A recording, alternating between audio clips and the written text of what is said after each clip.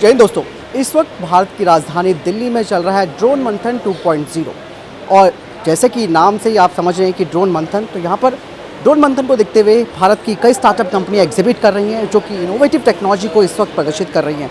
उन्हीं में से एक कंपनी है जिसका नाम है एंड्रॉन और आज उसी के फाउंडर हमारे साथ मौजूद है। जानने की कोशिश करेंगे कि किस तरीके से उनकी एक company make in India initiative के तहत कटिंग एज टेक्नोलॉजीज़ पर काम कर रही है। मैं दोबारा आपके एक बार नाम जानने की कोशिश करूँगा। आपका गुड नेम? मेरा नाम है मोहम्मद अनस, मैं इनॉर्ड का सीईओ हूँ। इनॉर्ड तकरीबन 5 साल पुरानी कंपनी है। इनॉर्ड एक ड्रोन वर्ड का उल्टा कंपनी का नाम है, काफ़ी इनोवेटिव नेम है। हमारा काम है ऐसे ड्रोन्स बनाना जिसमें एआई ऑन एज होती है ताकि हम रियल टाइम पे डेटा प्रोसेस कर पाएँ। उसी टेक्नोलॉजी को लेवरेज करते हुए हमने प्रोडक्ट लाइन में पहला प्रोडक्ट बनाया है इंस्पेक्टर लाइट। इसका नाम लाइट इसीलिए है क्योंकि ये पेलोड स्वैपेबल ड्रोन है, it's a payload light drone. और इंस्पेक्टर इसीलिए है क्योंकि इंस्पेक्शन के पर्पज़ के लिए यूज़ आता है, सर्विलियंस, रिकॉनेसेंस, अलग अलग एप्लीकेशंस के लिए। इसके 3 वेरिएंट्स हैं, डिफेंस वेरिएंट, एक इंडस्ट्रियल वेरिएंट और ट्रेनिंग वेरिएंट। जो डिफेंस वेरिएंट है वो आज हम यहाँ डेमो कर रहे हैं because it is more of a defence oriented exhibition and all 3 models are more or less same in terms of capability, folding, unfolding, easy to portability factor is there and deployment, easy deployment factor is there. Within 2 minutes we can deploy the drone, we can recover the drone easily. So these all are factors covered in all variants of the drone. This defense version comes in 3 further variants: 55 minutes, 45 minutes and 30 minutes. In terms of endurance? In terms of endurance and also variation in weight of the drone. Correct. So if a customer is looking for a lesser flight time but is looking for a lighter drone, they can go for 30 minutes. Customer looking for a higher endurance, longer mission, 10 kilometers or beyond, they can go for 55 minutes. Or they are willing to do a higher altitude mission where flight time can be dropped few minutes, so they can always go for a longer flight time.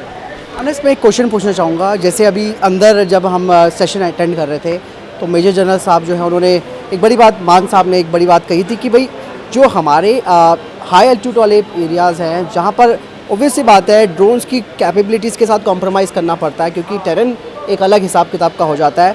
तो वहाँ के हिसाब से किस तरीके से technology को आप अपनी आप को मजबूत कर रहे हो कि ये जो ड्रोन है उस हार्श कंडीशन में ऑपरेट हो सके इन टर्म्स ऑफ लॉजिस्टिक या ISR? सो ISR के लिए पर्टिकुलरली मैं बताऊंगा बिकॉज हमारा ड्रोन ISR में ऑपरेट होता है। हाई ऑल्टीट्यूड्स में जनरली प्रॉब्लम आती है ड्रॉप की। जब आपका ड्रोन हायर ऑल्टीट्यूड में चलता है तो एयर थिनर होती है, तो ड्रोन को ज़्यादा पुश लगाना पड़ता है, बैटरी ज़्यादा जल्दी ड्रेन होती है या हीट होने की वजह से ड्रॉप देती है। तो इन पैरामीटर्स को टेक केयर करने के लिए हमें कंपोनेंट सिलेक्शन बहुत क्रिटिकल होता है। So we have invested a lot of energy, time and effort into R&D to reach to the stage where we have identified the right components, what to integrate to reach the military requirement and higher altitude requirement. And we have already done the trials and testing of this particular model in high altitude like Leh Ladakh, Pulwama and Gangtok. In Gangtok particularly it is not way higher, but the sort of environment it is there is very critical in terms of clouds are very near, so it is very moisture and these kind of things are there. Further on defense oriented challenges, I think with me Mr. Rahul is there. He's from defense background. He has joined us as a CBO, so he would like to put light on that. हाँ, बहुत बहुत स्वागत है आपका Rahul ji. Thank you so much. मेरा नाम राहुल वासवान है। मैं भारतीय वायुसेना में काम करने के बाद में 14 साल सर्व करने के बाद अभी मेरा रिटायरमेंट हुआ है और अभी मैंने एनॉर्ड को ज्वाइन किया है as a chief business officer. बहुत यंग एज में आप रिटायर हो गए हो तो राहुल जी, आपको ज़्यादा अच्छे तरीके से पता होगा कि हमारी वायुसेना की क्या क्या रिक्वायरमेंट्स होती है, खास करके हाई एल्टीट्यूड को लेकर ज़्यादातर बात हो रही है क्योंकि हमारे पड़ोसी मुल्क में जिस तरीके से टेंशन रहती है, तो ड्रोन्स जो हुए एक इमर्जिंग थ्रेट्स भी हैं और एक आपको सपोर्ट भी देते हैं। तो उस हिसाब से ड्रोन पे क्या क्या चीज़ें कंपनी की तरफ से और ऐसी इमर्जिंग टेक्नोलॉजी इस्तेमाल की जा रही है जो कि इस वक्त रिक्वायरमेंट है भारतीय वायुसेना या इंडियन आर्म फोर्सेस की? देखिए, मैं आपको पहले एक इंडस्ट्री पर्सपेक्टिव के हिसाब से कुछ चीज़ें बताना चाहूँगा। दरअसल होता क्या है कि जब आप एक डिफेंस एनवायरनमेंट में होते हैं तो वहाँ पे मशीन से ज़्यादा कीमत एक जान की हो जाती है। तो आप हर वो स्टेप उठाना चाहते हैं, हर वो कदम उठाना चाहते हैं जिससे कि आप अपने फ़ौजियों की सुरक्षा कर पाएँ, उनका बचाव कर पाएँ।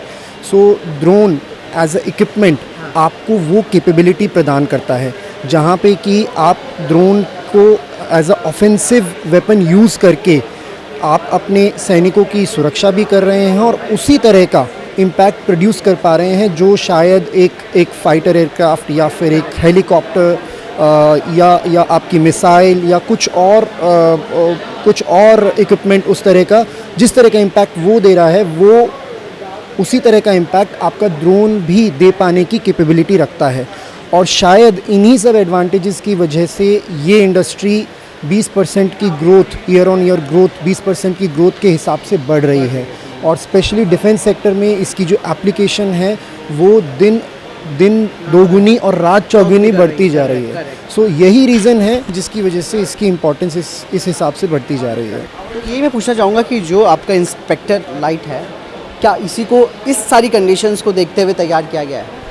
बिल्कुल, जिस तरह की इसकी कैपेबिलिटी है तो हमारे पास में as of now ISR model है, लेकिन जिस तरह के हम लोगों ने R&D की है, जिस तरह की टेक टीम हमारी है, हम सिर्फ एक पर्टिकुलर सेक्टर में ही अपने आप को लिमिट नहीं करना चाहते हैं। हम चाहते हैं कि हम अच्छे ISR ड्रोन्स भी बना के दें। हम चाहते हैं हम एम्यूनिशन ड्रॉपिंग ड्रोन्स भी बना के दें। हम चाहते हैं हम टैक्टिकल ड्रोन्स भी बना के दें।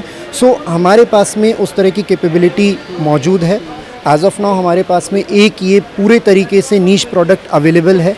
बाकी प्रोडक्ट्स जिस दिन किसी भी डिफेंस ऑर्गेनाइजेशन की वैसी रिक्वायरमेंट आती है तो वो हम बहुत ही शॉर्ट स्पैन ऑफ टाइम में उस तरह के प्रोडक्ट को प्रोड्यूस कर सकते हैं। उसका जो प्रूफ ऑफ कॉन्सेप्ट है, जो उसकी टेक्निकल स्पेसिफिकेशन है, वो सब हमारे पास में वो पूरा खांचा तैयार है। वो सारी R&D हम लोगों ने करके रखी हुई है। हम हर तरह के डिफेंस के हर तरह के सेक्टर में अपने आप को प्रूव करना चाहते हैं एनॉर्ड एज ए कंपनी। आपने जाना दोस्तों किस तरीके से डिफेंस स्टार्टअप कंपनियां एक रोड मैप लेकर चल रही हैं, जो कि पता है कि ये हर्डल्स हमारे सामने आने वाले हैं और कैसे इसका मुकाबला किया जा सके। तो मेन सबसे बड़ी बात है कि प्रॉब्लम सॉल्व कैसे करना है और किस हिसाब से उसके लिए रणनीति बनानी है, तो वो हमारी ये जो प्राइवेट सेक्टर की कंपनियां हैं वो कर रही है। और ये सबसे खास बात ये है कि वो लोग जिस तरीके से आत्मनिर्भर भारत को भी ध्यान में रखते हुए चीज़ों को तैयार कर रहे हैं, वो वाकई में एक निश्चित तौर पर आगे आपको एक गेम चेंजिंग सॉल्यूशंस पे दिखेंगे और ये इंडियन आर्म फोर्सेस के लिए वाकई में एक बड़ा क्रांतिकारी बदलाव भी लाएगा। मैं आप दोनों का धन्यवाद करना चाहूँगा। Thank you. Nice talking to you. Thank you.